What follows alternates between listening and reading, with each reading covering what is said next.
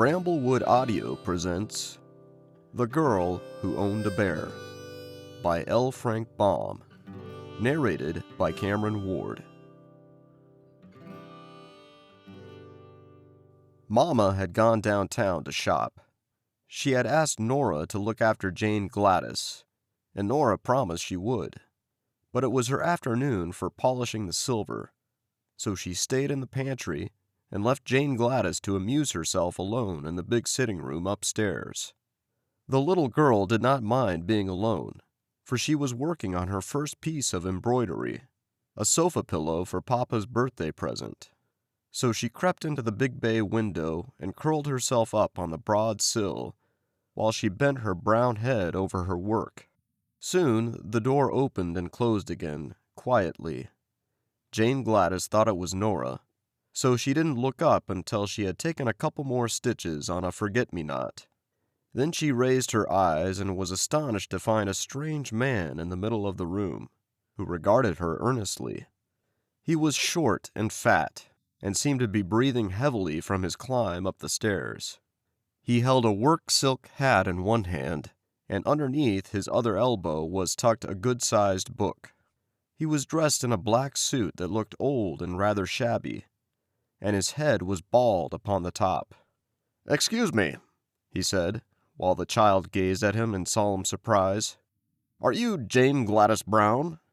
"Yes, sir," she answered. Very good indeed," he remarked, with a queer sort of smile. "I've had quite a hunt to find you, but I've succeeded at last." "How did you get in?"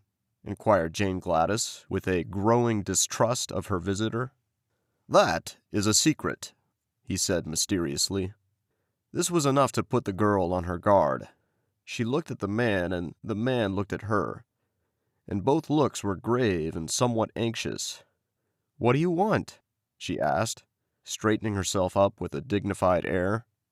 "Ah, now we are coming to business," said the man briskly. "I'm going to be quite frank with you. To begin with, your father has abused me in a most ungentlemanly manner." Jane Gladys got off the windowsill and pointed her small finger at the door. "Leave this room immediately," she cried, her voice trembling with indignation. "My papa is the best man in the world. He never abused anybody."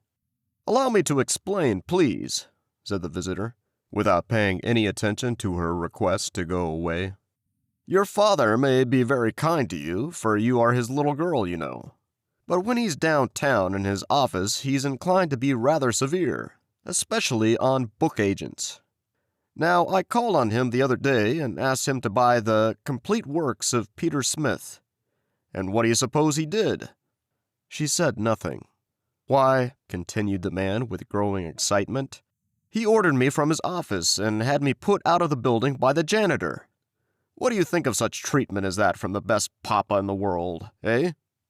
"I think he was quite right," said Jane Gladys. "Oh, you do? Well," said the man, "I resolved to be revenged for the insult. So, as your father is big and strong and a dangerous man, I have decided to be revenged upon his little girl." Jane Gladys shivered. "What are you going to do?" she asked. "I'm going to present you with this book," he answered, taking it from under his arm. Then he sat down on the edge of a chair, placed his hat on the rug, and drew a fountain pen from his vest pocket. "I'll write your name in it," said he. "How do you spell Gladys?" "Gladys," she replied. "Thank you. Now this," he continued, rising and handing her the book with a bow, "is my revenge for your father's treatment of me. Perhaps he'll be sorry he didn't buy the complete works of Peter Smith. Goodbye, my dear." He walked to the door, gave her another bow, and left the room, and Jane Gladys could see that he was laughing to himself as if very much amused. When the door had closed behind the queer little man, the child sat down on the window again and glanced at the book. It had a red and yellow cover, and the word "Thingamajigs" was across the front in big letters. Then she opened it, curiously, and saw her name written in black letters upon the first white leaf. He was a funny little man. she said to herself, thoughtfully. She turned the next leaf and saw a big picture of a clown, dressed in green and red and yellow, and having a very white face with 3-cornered spots of red on each cheek and over the eyes. While she looked at this, the book trembled in her hands. The leaf crackled and creaked, and suddenly the clown jumped out of it and stood upon the floor beside her, becoming instantly as big as any ordinary clown. After stretching his arms and legs and yawning in a rather impolite manner, he gave a silly chuckle and said, "This is better. You don't know how cramped one gets, standing so long upon a page of flat paper." Perhaps you can imagine how startled Jane Gladys was, and how she stared at the clown who had just leaped out of the book. "You didn't expect anything of this sort, did you?" he asked, leering at her in clown fashion. Then he turned around to take a look at the room, and Jane Gladys laughed in spite of her astonishment. "What amuses you?" demanded the clown. "Why, the back of you is all white," cried the girl. "You're only a clown in front of you." "Quite likely," he returned in an annoyed tone. "The artist made a front view of me. He wasn't expected to make the back of me, for that was against the page of the book." "But it makes you look so funny," said Jane Gladys, laughing until her eyes were moist with tears. The clown looked sulky and sat down upon a chair so she couldn't see his back. "I'm not the only thing in the book," he remarked crossly. This reminded her to turn another page, and she had scarcely noted that it contained the picture of a monkey when the animal sprang from the book with a great crumpling of paper and landed upon the window seat beside her. "Hee!" chattered the creature, springing to the girl's shoulder and then to the center table. "This is great fun. Now I can be a real monkey instead of a picture of one." "Real monkeys can't talk," said Jane Gladys reprovingly. "How do you know? Have you ever been one yourself?" inquired the animal. And then he laughed loudly, and the clown laughed too, as if he enjoyed the remark. The girl was quite bewildered by this time. She thoughtlessly turned another leaf, and before she had time to look twice, a gray donkey leaped from the book and stumbled from the window seat to the floor with a great clatter.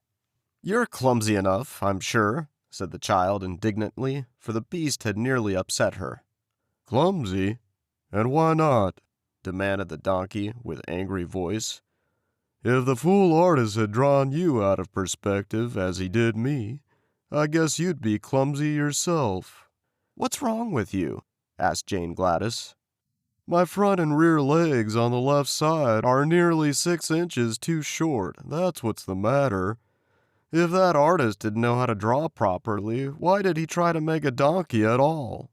"I don't know," replied the child, seeing an answer was expected.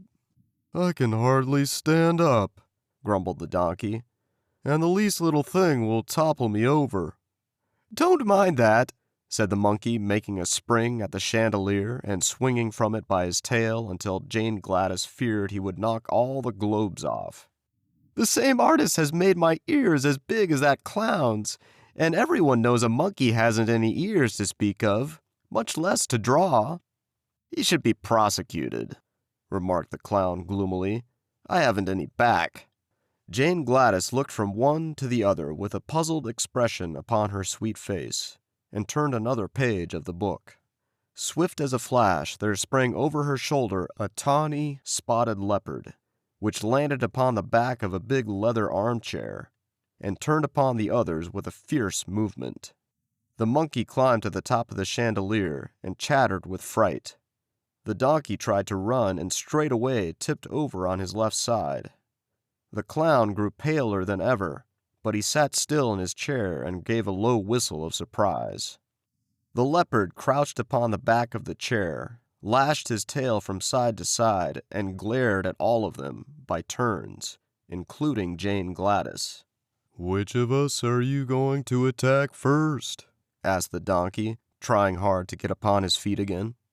"I can't attack any of you," snarled the leopard. "The artist made my mouth shut, so I haven't any teeth, and he forgot to make my claws. But I'm a frightful-looking creature nevertheless, am I not?" "Oh, yes," said the clown indifferently. "I suppose you're frightful-looking enough. But if you have no teeth nor claws, we don't mind your looks at all." This so annoyed the leopard that he growled horribly, and the monkey laughed at him. Just then, the book slipped from the girl's lap, and as she made a movement to catch it, one of the pages near the back opened wide. She caught a glimpse of a fierce grizzly bear looking at her from the page, and quickly threw the book from her. It fell with a crash in the middle of the room, but beside it stood the great grizzly, who had wrenched himself from the page before the book closed. "Now," cried the leopard from his perch, "you'd better look out for yourselves. You can't laugh at him as you did at me. The bear has both claws and teeth." "Indeed I have," said the bear in a low, deep, growling voice. "And I know how to use them, too. If you read in that book, you'll find I'm described as a horrible, cruel, and remorseless grizzly whose only business in life is to eat up little girls, shoes, dresses, ribbons, and all. And then the author says I smack my lips and glory in my wickedness." "That's awful," said the donkey, sitting upon his haunches and shaking his head sadly. "What do you suppose possessed the author to make you so hungry for girls? Do you eat animals also?" "The author does not mention my eating anything but little girls," replied the bear. "Very good," remarked the clown, drawing a long breath of relief. "You may begin eating Jane Gladys as soon as you wish. She laughed because I had no back." "And she laughed because my legs are out of perspective," brayed the donkey. "But you also deserve to be eaten," screamed the leopard from the back of the leather chair. "For you laughed and poked fun at me because I had no claws nor teeth. Don't you suppose, Mr. Grizzly, you could manage to eat a clown, a donkey, and a monkey after you finished the girl?" "Perhaps so, and a leopard into the bargain," growled the bear. "It will depend on how hungry I am. But I must begin on the little girl first because the author says I prefer girls to anything." Jane Gladys was much frightened on hearing this conversation, and she began to realize what the man meant when he said he gave her the book to be revenged. Surely Papa would be sorry he hadn't bought the complete works of Peter Smith when he came home and found his little girl eaten up by a grizzly bear. Shoes, dress, ribbons, and all.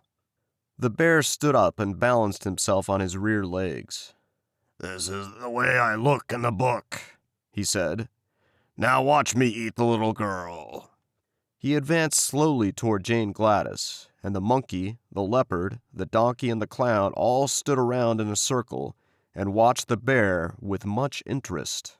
But before the grizzly reached her, the child had a sudden thought and cried out, "Stop! You mustn't eat me. It would be wrong."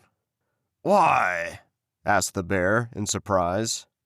"Because I own you. You're my private property," she answered. "I don't see how you make that out," said the bear in a disappointed tone. "Why, the book was given to me. My name's on the front leaf. And you belong by rights in the book. So you mustn't dare to eat your owner." The grizzly hesitated. "Can any of you read?" he asked.